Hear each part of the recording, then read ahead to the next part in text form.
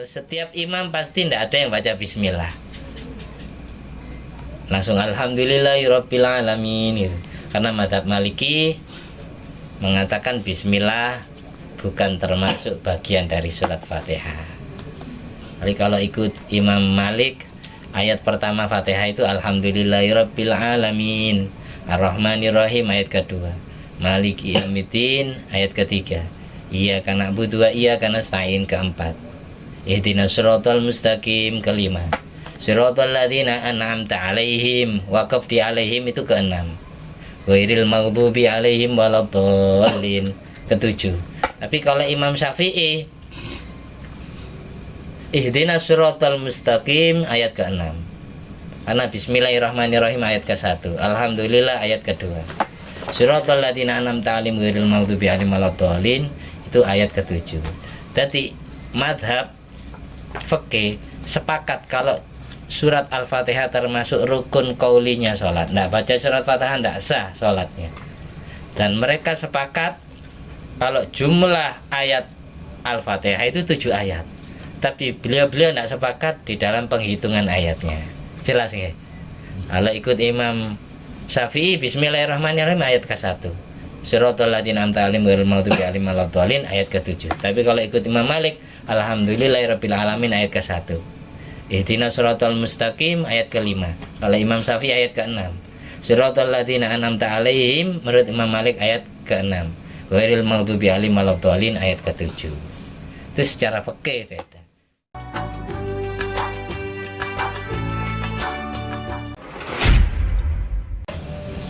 Assalamualaikum warahmatullahi wabarakatuh. Alhamdulillahirabbil alamin alladzi bi ni'mati tatimmu sholihat wa bi dzikri sulahai tatanazzalu rahmat wal barakat wa sholatu wassalamu ala sayyidi sadat sayyidina maulana Muhammadin qutbil qadat wa ala alihi wa ashabihi al-anjumi zahirat amma ba'du. Allahumma sholli ala ruhi sayyidina Muhammadin fil arwah wa ala jasadi fil ajsad wa ala qabri fil kubur wa ala alihi washabihi wasallim. Rabbi shrah li sadri wa yassir li amri wa hlul 'uqdatam min lisani yafqahu qawli. Rabbi zidni ilma warzuqni fahma. Allahumma iftah 'alaina futuhal arifin waj'alna khalisatan liwajhikal karim. Allahumma arzuqna fahman nabiyyin wa ilhamal malaikatil muqarrabin. Allahumma nawwir qulubana bi nuri hidayatika kama nawwartal arda bi nuri syamsika. Rabbana anfa'na bima 'allamtana, rabbi 'allimna alladzi yanfa'una, rabbi faqihna wa faqih ahlana wa qarabatin wa ashabin lana fi dinina. Allahumma salli ala sayyidina Muhammadin wa ala ali sayyidina Muhammad ma'danil judi wal karam manba'il ilmi wal hilmi wal hikami wa barik wa sallim walhamdulillahi rabbil alamin.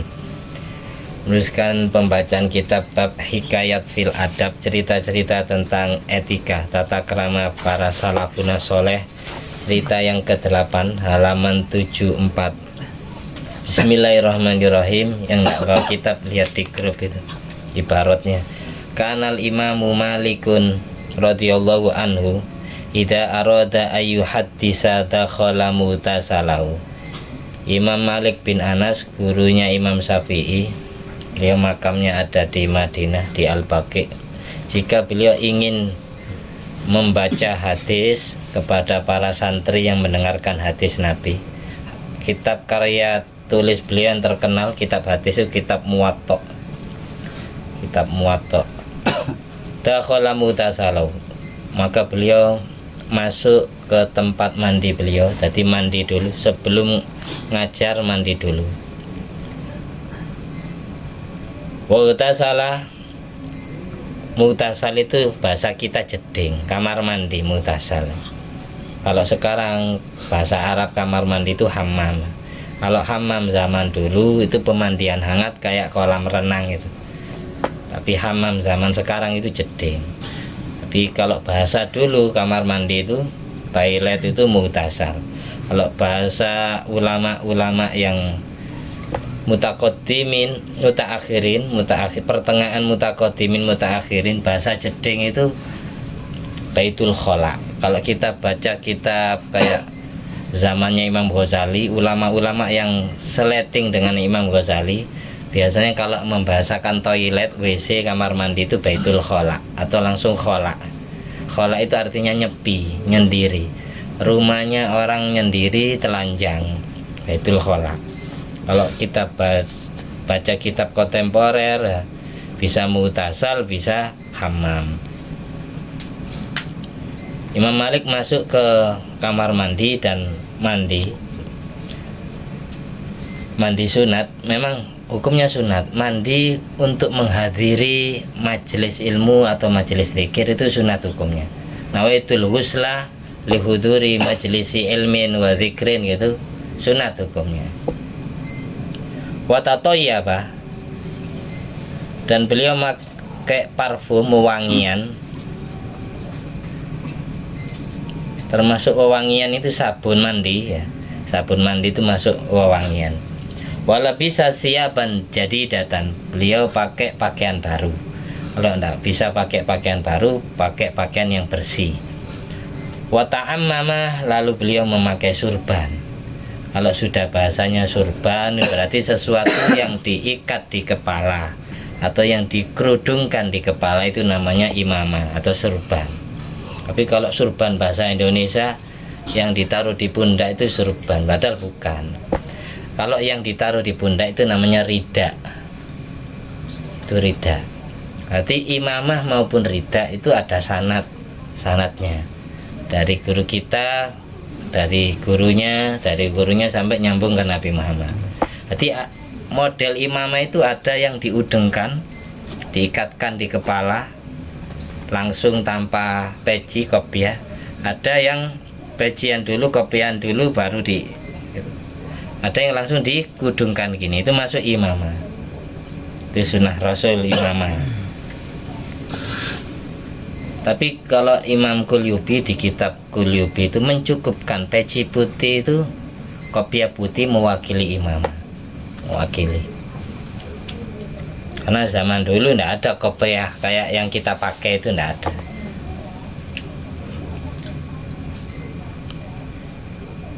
Jadi kalau yang ditaruh di pundak kiri, pundak kanan, itu namanya imamah. Semuanya ada sanatnya. Ada yang sanatnya itu pundak kiri, itu namanya rida, selendang.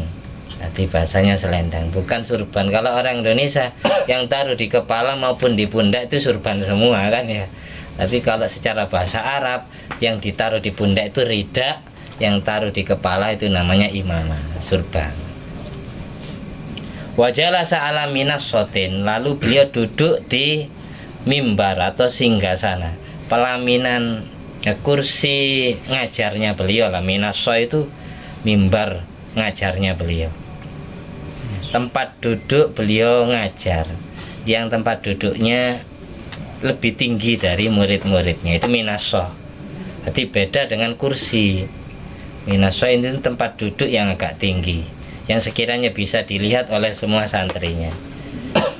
Wa alaihil khusyu'u, dan beliau khusyuk duduknya, tidak noleh ke kanan ke kiri. Wala yazalu yubakharu bil'udi, dan majelis ilmu beliau, majelis zikirnya beliau ini selalu diasapi dengan kayu gaharu, dengan wewangian dupa, kemenyan itu ya. Selama majelis ilmu itu dijalankan, jadi ruangan juga diharumkan. Jadi tujuan diasapi dengan dupa itu biar ruangannya bau harum, mempersiapkan para malaikat, para nabi, para wali yang hadir ikut serta mendengarkan ilmu. Apalagi khususnya Nabi Muhammad SAW, karena yang dibaca hadisnya Nabi. Jadi selama majelis itu belum buyar, belum bubar, belum kelar, ruangan majelis ilmu beliau itu harum semerbak gaharu, kayu gaharu. Karena kalau di kitab Qurratul Uyun, tempat atau rumah yang diasapi gaharu itu bisa mengusir setan dari majelis tersebut. Berbeda ketika ngasapi gaharu itu dengan niatan yang salah, kayak para dukun santet itu niat manggil setan, malah bisa jadi manggil setan.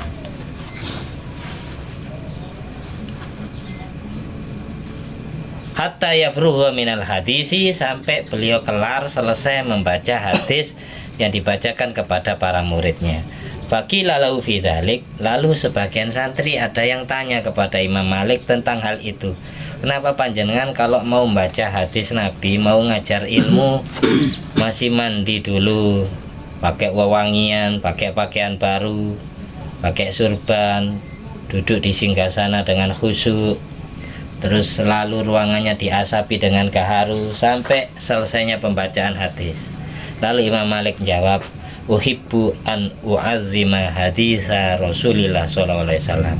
Aku senang menghormati, mengagungkan, memuliakan hadisnya Nabi Muhammad sallallahu alaihi wasallam. Karena hadis itu kan dawuhnya Nabi Muhammad. Jadi orang yang mendengarkan hadis Nabi secara tidak langsung mendengarkan nasihat dari Nabi Muhammad, tapi melalui pelantara guru-gurunya yang membacakan hadis. Diceritakan juga Ani bin Mubarak, Syekh Abdullah bin Mubarak qala, beliau bercerita, kuntu inda Malikin radhiyallahu anhu. Suatu saat aku pernah mengaji kepada Imam Malik, ikut hadir di majelis ilmunya Imam Malik.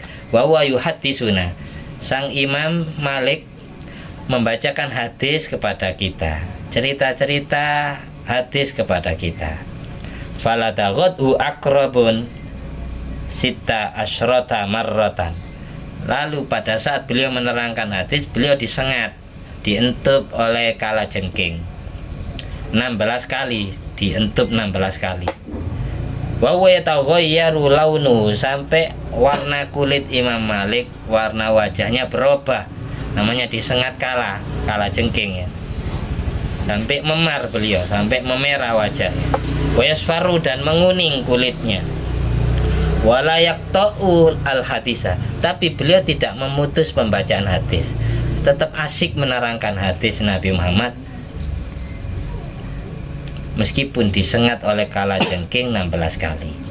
Wa qala, lantas Imam Malik berkata, innama sabartu ijlalan li hadisi Rasulillah sallallahu alaihi wasallam. Sesungguhnya aku bersabar karena aku mengagungkan hadisnya Nabi Muhammad sallallahu alaihi wasallam. Imam Malik ini kelasnya kalau baca hadis itu beliau lihat Nabi hadir di sisi beliau, itu lihat. Apalagi beliau ngajarnya di Masjid Nabawi. Karena Imam Malik ini imam Darul Hijrah. Makanya semua orang yang hidup di Madinah itu rata-rata mazhabnya Maliki, bukan Syafi'i. Nah, setiap tahiyat itu kalau kita di Masjid Nabawi, kalau memang kita di sholatnya di pinggir orang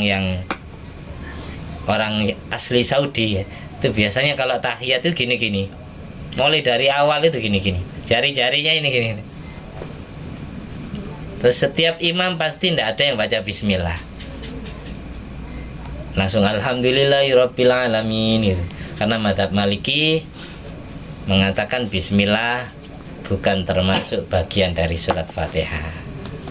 Jadi kalau ikut Imam Malik, ayat pertama Fatihah itu alhamdulillahirabbil alamin, Ar-Rahmanir-Rahim ayat kedua, Maliki yaumiddin ayat ketiga, Iyyaka na'budu wa iyyaka nasta'in keempat, Ihdinas siratal mustaqim kelima, Siratal ladzina an'amta 'alaihim, waqaf di 'alaihim itu keenam, Ghairil maghdubi 'alaihim waladdallin ketujuh. Tapi kalau Imam Syafi'i, Ihdinas siratal mustaqim ayat keenam, karena bismillahirrahmanirrahim ayat ke-1, alhamdulillah ayat kedua, siratal ladzina an'amta 'alaihim ghairil maghdubi 'alaihim waladdallin itu ayat ke-7. Jadi madhab fikih sepakat kalau surat Al-Fatihah termasuk rukun qaulinya sholat. Tidak baca surat Fatihah tidak sah sholatnya. Dan mereka sepakat kalau jumlah ayat Al-Fatihah itu 7 ayat. Tapi beliau-beliau tidak sepakat di dalam penghitungan ayatnya. Jelas nggak? Kalau ikut Imam Syafi'i, bismillahirrahmanirrahim ayat ke-1, siratal ladzina an'amta 'alaihim ghairil maghdubi 'alaihim waladdallin ayat ke-7. Tapi kalau ikut Imam Malik, alhamdulillahirabbil alamin ayat ke-1, ihdinas siratal mustaqim ayat ke-5. Kalau Imam Syafi'i ayat ke-6, siratal ladzina an'amta 'alaihim menurut Imam Malik ayat ke-6, ghairil maghdubi 'alaihim waladdallin ayat ke-7. Itu secara fikih beda. Mazhab Malik itu mulai at-tahiyatul sampai fil alamin innaka hamidum majid itu selalu gini-gini. Jari-jarinya digerak-gerakkan. Karena apa? Jari-jari ini, jari telunjuk ini ada urat saraf yang nyambung dengan hati. Ketika jari telunjuk ini digerak-gerakkan sambil mata memandangnya, hati biar selalu gerak, biar selalu yaqdha, ingat Allah, sadar, hudur kepada Allah, itu biar selalu ingat Allah. Nah ini mazhab Maliki. Kalau mazhab Imam Ahmad bin Hambal, mazhab Hambali itu setiap ada lafaz Allah, jari-jari telunjuknya diangkat. At-tahiyatul mubarakatuh salawatut thayyibatu lillah, sambil dilihat, setiap diangkat jari-jarinya dilihat. Assalamualaikum ayyuhan nabiyyu wa rahmatullah wa barakatuh, diangkat, ada lafaz Allah diangkat. Assalamualaikum wa ala ibadillahi sholihin, diangkat. Ibadillah, ada lafaz Allah diangkat. Asyhadu an la ilaha illallah, diangkat. Wa asyhadu anna muhammadar rasulullah, diangkat sampai fil alamin innaka hamidum majid. Tapi kalau mazhab Hanafi, asyhadu an la ilaha itu diangkat, illallah turun. Jadi jari-jari asyhadu an la ilaha diangkat, illallah turun. Kalau mazhab kita, mazhab Syafi'i, ketika mengucapkan lafaz illallah diangkat jari-jarinya. Tapi semuanya sepakat sunat memandang jari-jari telunjuk ketika diangkat, biar hatinya juga tergerak, tersadarkan, ingat Allah, biar nak ngelamun,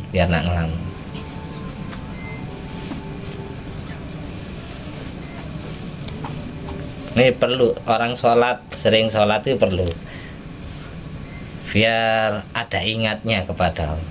Dzikir itu dianjurkan setiap hari, meskipun kita kelasnya dzikir bil lisan, hati tidak pernah dzikir. Dengan kita istiqomah dzikir, lambat laun dari 100 bacaan yang kita baca, barangkali ada 1 bacaan yang waktu itu kita ingat Allah. Barangkali ada 10 bacaan pada waktu membacanya hati kita sadar ingat Allah. Makanya kalau di hikam itu la tatruki dzikra li adami hudurika ma'allah fi. Jangan kau tinggalkan zikiran gara-gara kamu hatinya tidak pernah hadir bersama Allah ketika membacanya. Li anna ghaflataka an huduri dzikri. Li anna ghaflataka an wujudi dzikri asyaddu min ghaflatika fi wujudi dzikri. Karena kamu lupa kepada Allah gara-gara kamu tidak pernah zikir, itu lebih parah daripada kamu lupa kepada Allah tapi kamu masih sempat zikir, gitu loh. Jadi paling tidak itu, saya kalau zikiran wiritan tidak pernah ingat, saya ngelamun terus, baca 1000 ngelamun 1000. Jangan kau tinggalkan gara-gara seperti itu. Barangkali suatu saat Allah angkat derajat zikir kita dari zikir yang disertai hati lupa menuju zikir yang disertai hati yaqdha, sadar. Dari zikir yang disertai yaqdha, sadar menuju zikir yang disertai hudur, hati hadir bersama Allah. Dari zikir yang disertai hudur, hati hudur menuju zikir ghaibah amma siwal madhkur, sirna dari segala-galanya selain zat yang dizikiri. Itu makomnya fana sirna sudah. Makanya tingkatan orang iman itu kan ada 5. Ada orang itu yang penting imannya ikut-ikutan, ikut gurunya, ikut orang tuanya, al jazmu biqaulil ghair, tapi dia tarkil istidlal, dianggap maksiat gara-gara tidak mau ngaji. Nah, tanya ilmu kepada guru yang ngerti tentang ilmu tauhid, ilmu keimanan, ideologi.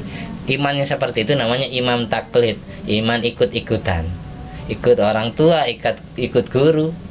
Terus yang kedua, kelas yang kedua ilmu yakin atau imanu ilmin, ma'rifatul aqaid bi'adillatiyah.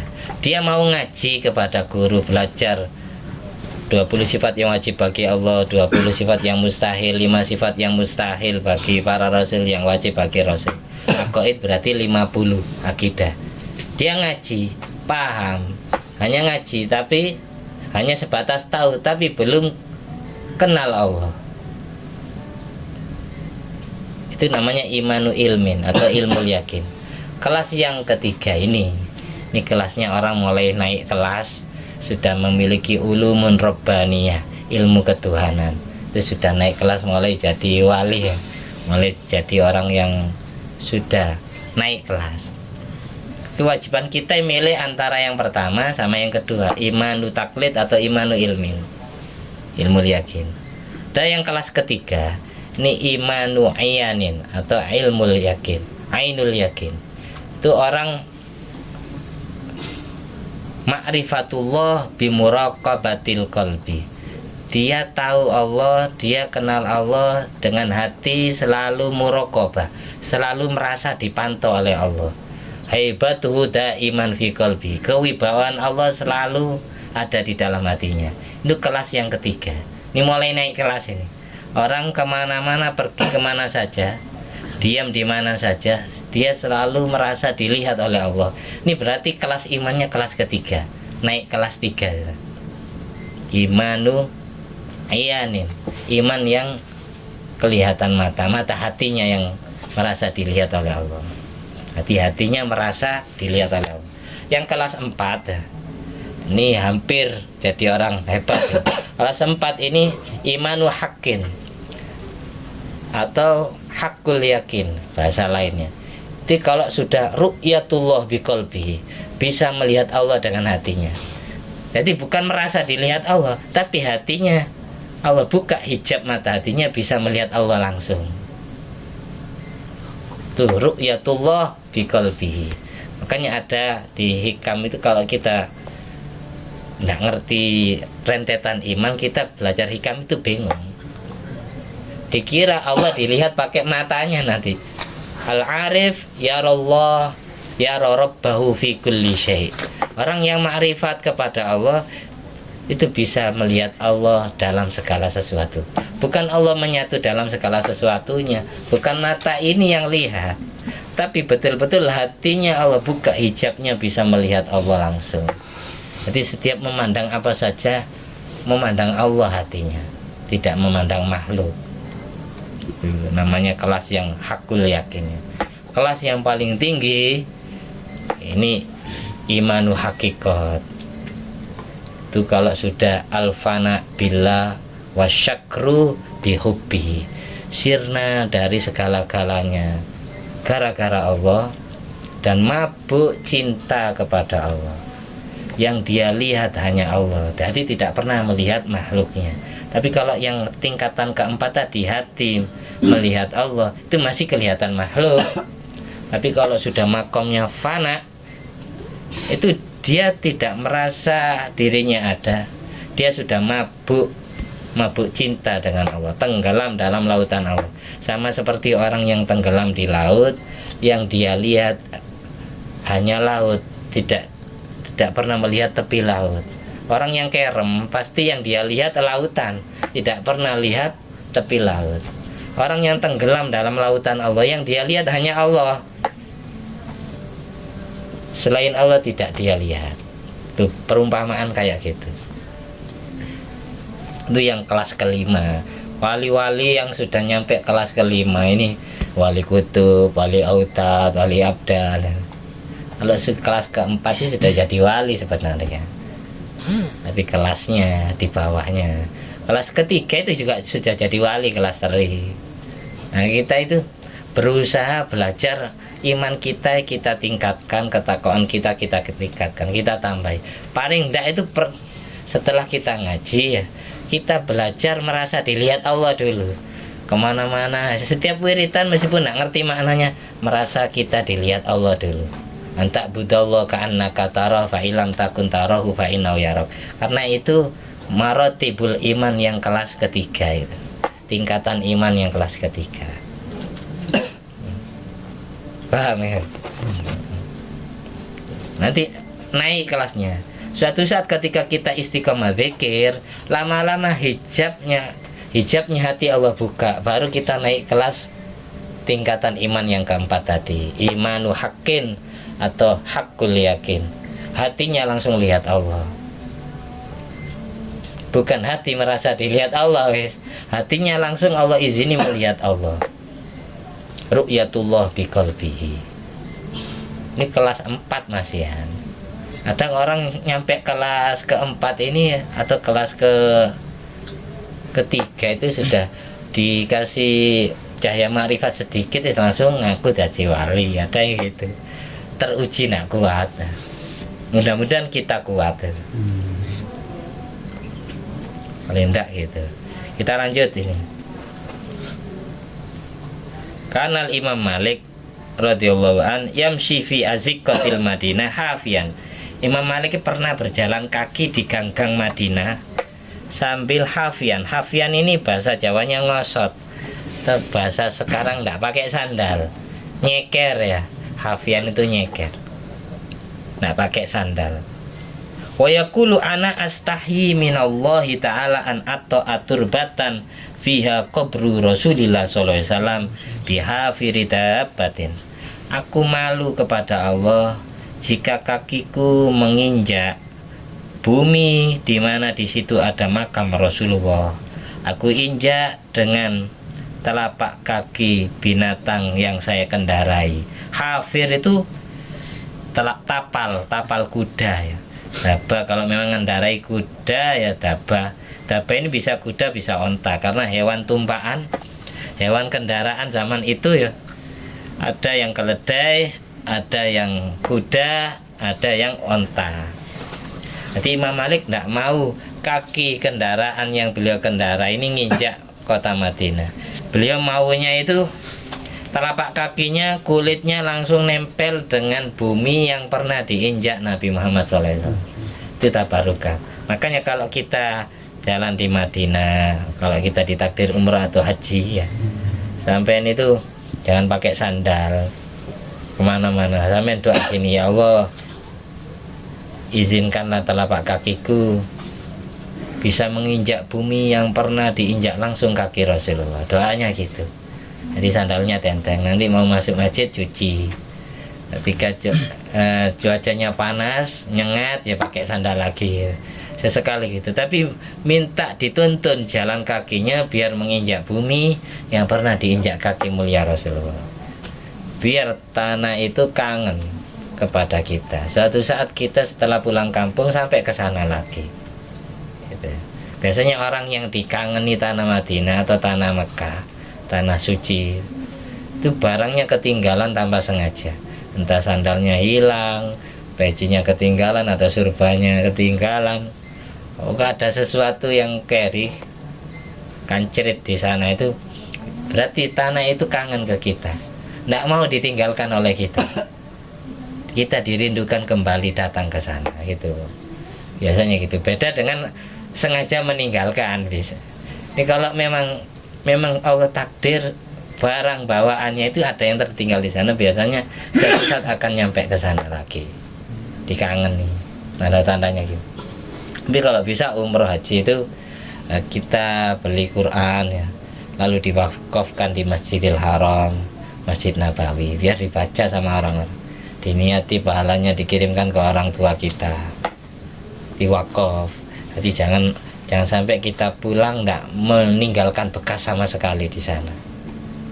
Paling tidak itu ada sesuatu yang kita titipkan di sana, Quran, jangan uang. Orang Mekah tidak butuh uang rupiah. Orang Madinah kaya-kaya, uang 5.000 tinggal di sana. Apalagi sampai dilemparkan ke makam Rasulullah. Itu kurang sopan. Mending uangnya itu dibelikan Quran, lalu diwakafkan di masjid. Itu enak. Nanti Qurannya pasti kebaca. Karena jutaan manusia yang ada di sana pasti, apalagi pas bulan Ramadan orang seneng ngatamkan Quran, pasti Quran kita pasti terpakai. Belinya samakan bentuk, model, warna dengan mushaf yang ada di masjid itu, bentuknya sama.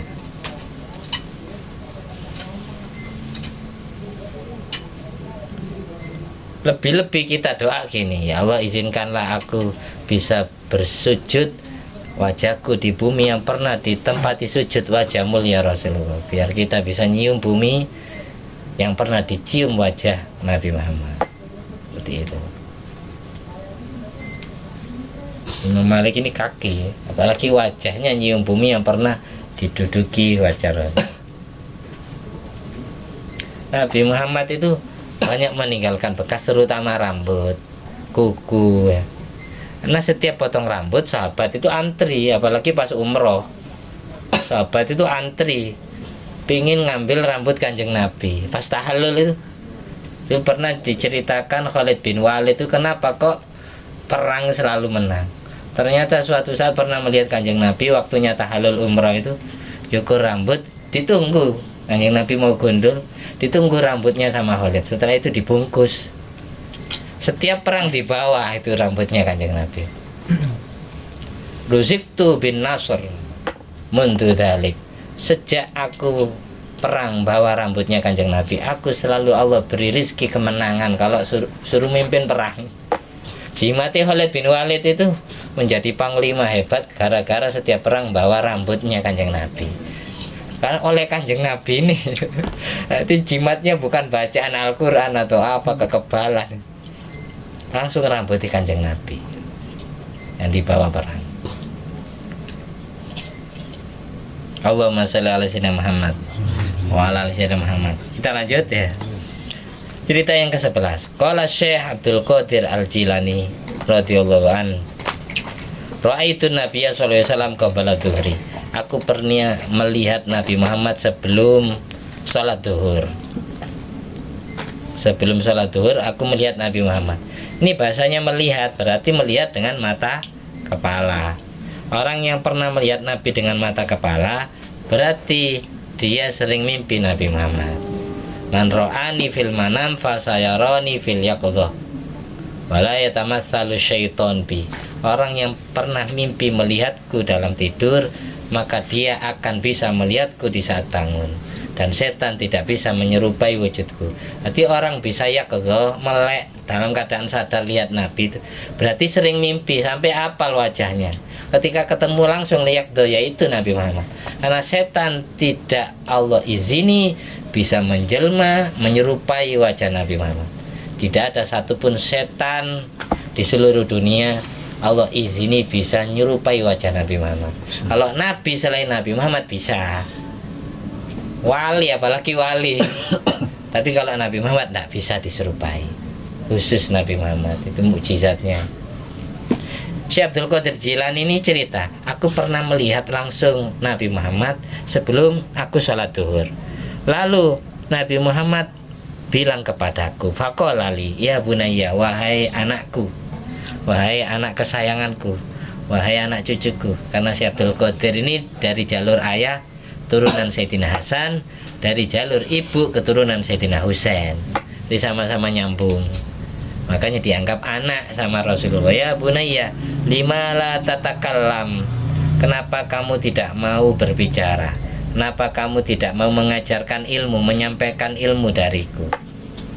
Kenapa kamu kok tidak ngajar, intinya gitu. Qultu, lalu aku jawab, katanya Syekh Abdul Qadir, ya abata, wahai kakek moyangku, wahai datukku Nabi Muhammad, ana rojulun a'jamiyun, aku pria bangsa Ajam, non Arab, aku bukan orang Arab asli. Kaifa atakallamu ala fusoha Baghdad. Bagaimana mungkin aku disuruh berbicara, menyeramai atau ngajar ilmu, nyampaikan ilmu kepada orang-orang yang fasih bahasa Arab di tanah Baghdad, kota Baghdad, Irak ini. Faqala li, lalu Nabi Muhammad berkata kepadaku, iftah faka, buka mulutmu. Iftah faka, buka mulutmu ya Abdul Qadir. Fafatah tuh, lalu aku buka mulut. Fatafala fihi sab'an, Nabi langsung meludahi mulutku 7 kali, katanya Syekh Abdul Qadir. Diludahi. Tafala itu ada yang menerjemah nyebul, ada yang menerjemah meludah. Hati mulutnya Syekh Abdul Qadir suruh buka lalu diludahi 7 kali. Waqala, lalu Nabi Muhammad SAW melanjutkan, takallam alan nas, sampaikan ilmu kepada manusia. Wad'u ila sabili rabbik, ajalak mereka ke jalan Tuhanmu. Bil hikmah, dengan kata-kata ilmu manfaat. Wal mau'izatil hasanah, dengan nasihat-nasihat yang baik. Fasolaitu zuhroh, setelah aku dipeseni kayak gitu sama kanjeng Nabi, aku lanjut sholat zuhur. Wajalastu, dan aku duduk. Wahadharani khalqun kasir, lalu banyak santri-santri yang hadir ingin mendengarkan ilmu dariku. Fa utrija alayya, utrija alayya ini bahasa dilakukan gunem dan payu akan gunem. Jadi lesannya Syekh Abdul Qadir dibikin laku, diikuti banyak orang, itu fa'udrija alayya. Dilakukan, kalamku dibikin laku sama Rasulullah. Gara-gara diludahi kanjeng Nabi, orang-orang mantep percaya kalau saya nasihati. Dibikin laku ucapanku. Fa'udrija alayya, dibikin laku ucapanku. Faru'aitu aliyan qa'iman bi'izai fil majlis. Aku melihat Sayyidina Ali bin Abi Thalib berdiri lurus denganku di majelis ilmu yang aku ajarkan. Faqala, lantas Sayyidina Ali bilang, ya bunayya, wahai anak turunku. Anak Sayyidina Ali kan Hasan Husain itu kan putranya Sayyidina Ali. Jadi Syekh Abdul Qadir juga anak cucu Sayyidina Ali. Lima la tatakallam, kenapa kamu tidak mau berbicara lagi, nak ngajar ilmu lagi? Fakultu, lalu aku jawab, ya abata qad udrija alayya, wahai kakek moyangku Sayyidina Ali, aku sudah dibikin laku, lesanku sudah dibikin laku. Lalu Sayyidina Ali bilang, iftah faka, buka mulutmu lagi. Fawafatuhu, lalu aku buka, fatafala fisitan, lalu Sayyidina Ali nyebul mulutku, meludahi mulutku 6 kali. Kalau Rasulullah berapa kali tadi? 7 kali. Fakultu, lalu aku bilang, 5 la tukammilu hasabaan, kenapa panjenengan kok tidak nyempurnakan ludahannya 7 kali sama kayak kanjeng Nabi? Lalu Sayyidina Ali jawab, adaban ma'a Rasulillah sallallahu alaihi wasallam, aku bertata krama kepada Nabi Muhammad sallallahu alaihi wasallam. Aku takut su'ul adab, kalau Nabi 7 aku pingin di bawahnya gitu. Ini kan ceritanya, intinya cerita adab ini. Adabnya Sayyidina Ali kepada Nabi Muhammad, sekaligus pengajaran kepada Syekh Abdul Qadir. Summa tawaro anni, lalu Sayyidina Ali sembunyi dariku. Fatakalam tuh, maksudnya sembunyi ini tidak menampakkan dirinya lagi, kayak tidak hadir bersama Syekh Abdul Qadir. Sejatinya ada, menyaksikan. Fatakalam tuh, lalu aku menyampaikan ilmu kepada manusia yang hadir. Ini luar biasa, subhanallah, derajatnya Syekh Abdul Qadir ya. Bisa yakdho, melek, ketok moto ya. Lihat Nabi Muhammad SAW, lihat Sayyidina Ali. Syekh Abdul Qadir itu pernah mimpi satu pundaknya diinjak kaki Nabi Muhammad. Kalau Imam Mahdi itu 2 pundak, kalau Syekh Abdul Qadir itu 1 pundak. Orang yang diinjak kaki Rasulullah 1 pundak saja derajatnya kayak gitu. Jadi apalagi diinjak dua-duanya, mikul seluruh umat dua-duanya. Kalau Syekh Abdul Qadir 1 kaki, kalau Imam Mahdi itu 2 kaki. Makanya orang yang jadi Imam Mahdi kelak itu mewarisi nur Nabi Muhammad secara sempurna. Kalau ingin kenal Nabi Muhammad, kita ketemu Imam Mahdi, dapat rizki ketemu Imam Mahdi, itu sudah sama seperti ketemu Nabi Muhammad. Karena jiwa raganya itu sempurna, sifatnya itu sempurna kayak Nabi. Kalau Nabi dadanya pernah dibelah 4 kali, Imam Mahdi pun juga pernah dibelah 4 kali.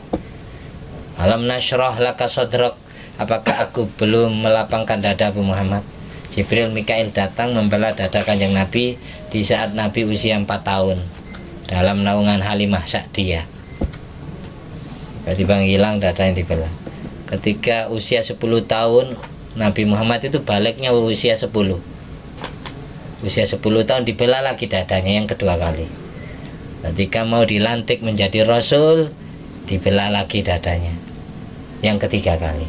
Terakhir ketika mau di Isra Mi'rajkan, dibelah lagi yang keempat kalinya. Jadi orang yang jadi Nabi Muhammad itu ya pasti hatinya bersih, tidak mempunyai sifat dendam, amarah, karena selalu dicuci, lalu dipenuhi dengan nur keimanan dan nur makrifat kepada Allah. Allah alam bisawab. Mudah-mudahan bermanfaat ya. Kita dapat barokahnya semua waliullah yang diceritakan namanya tadi. yang disebut namanya tadi, agar kita sampai ke derajat yang dicapai oleh beliau juga. Kita bisa sering mimpi Nabi Muhammad SAW, mimpi Sayyidina Ali bin Abi Thalib, mimpi para sahabat, mimpi para aulia as-solihin, dan bisa menindaklanjuti jejak langkah beliau, meneruskan ajaran beliau, mengikuti dan mengamalkan ilmu yang disampaikan oleh beliau. Ala diniyat wa ala kulliyatin sholihah wa ala kulli man wasalafus sholih bi barakati jamil anbiya wal auliya wassolihin wasyuhada bi jai Nabi Muhammad sallallahu alaihi wasallam. Istajib doana ya Allah ya Rahman ya Rahim. Salul karna nur Nabi Muhammad kepada kami semua, kepada keluarga kami, anak istri kami, kepada cucu-cucu kami sampai hari kiamat. Jadikanlah kami golongan orang-orang yang Kau selamatkan, bahagiakan dunia sampai akhirat di bawah panji hitam Imam Mahdi Al-Muntadhar. Latinnya Al-Fatihah. Amin.